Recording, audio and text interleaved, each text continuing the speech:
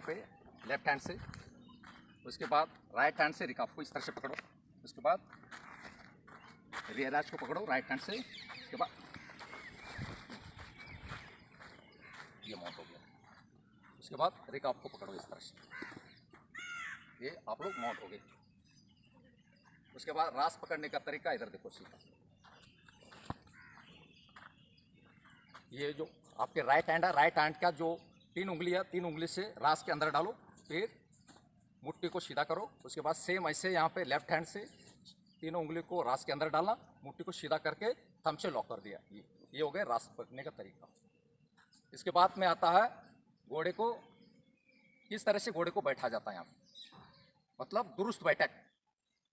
जिस हिसाब से हम दुरुस्त बैठक का एक परिभाषा है यहाँ पे, जिस हिसाब से मकान का नींव मजबूत होने से वो मकान काफी वर्षों चलता है, उस हिसाब से मजबूत राइडर, मजबूत सीट वाला जो राइडर होते हैं यहाँ पे, वो अच्छे और मजबूत राइडर बनते हैं, ताकि आगे की जंपिंगों के लिए, आगे का कोई भी इवेंट्स के लिए वो एक अच्छा राइडर प्रिपेयर तैयार होता है। यहाँ पे वो किस तरह से बैठा जाता है यहाँ पे, करेक्ट सीट किसको बोलते हैं, उसके बारे में आप अभी विस्तृत बताऊंगा। यहाँ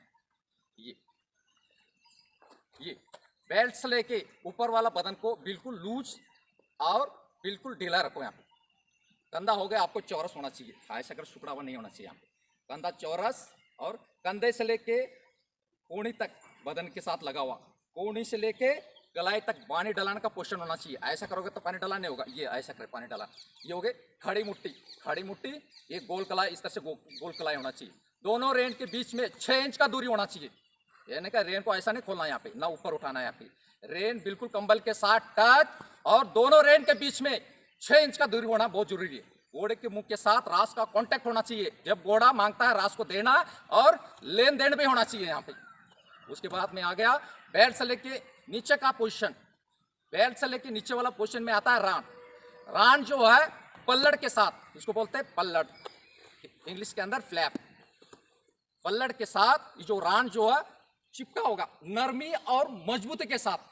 ये मेन इंपॉर्टेंट है यहाँ पे, नरमी और मजबूती होना चाहिए। उसके बाद घुटने से देख के नीचे वाला जो हिस्सा होता है यहाँ पे आजादी तौर पर लटकता हुआ होगा।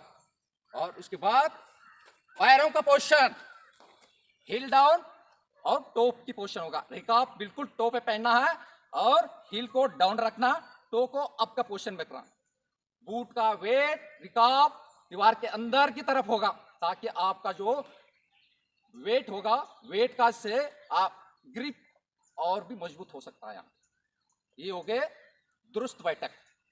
दुरुस्त बैठक के बाद में आता है घोड़े को कदम चाल चलाना।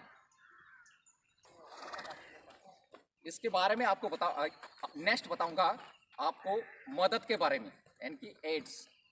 मदद होगा तो घोड़ा चलेगा आगे। यहाँ पे वॉक ट्रॉट कैंटर आपको मदद लगाने आएगा, तभी तो घोड़ा आगे कोई भी मूवमेंट्स चाले चलेंगे। यहाँ पे मदद का परिभाषा, मदद एक चंद इशारे हैं जो कि एक शिका हुआ सवार अपना मकसद को पूरा करने के लिए इन इशारों को घोड़े पर इस्तेमाल करता है। घोड़ा इन मददों को, इन इशारों को मान के राइडर के मर्जी के मुताबिक अगर सही काम करता है तो इसको हम बोलते हैं मदद बोलते। मदद 2 प्रकार के होते, कुदरती और बनावटी।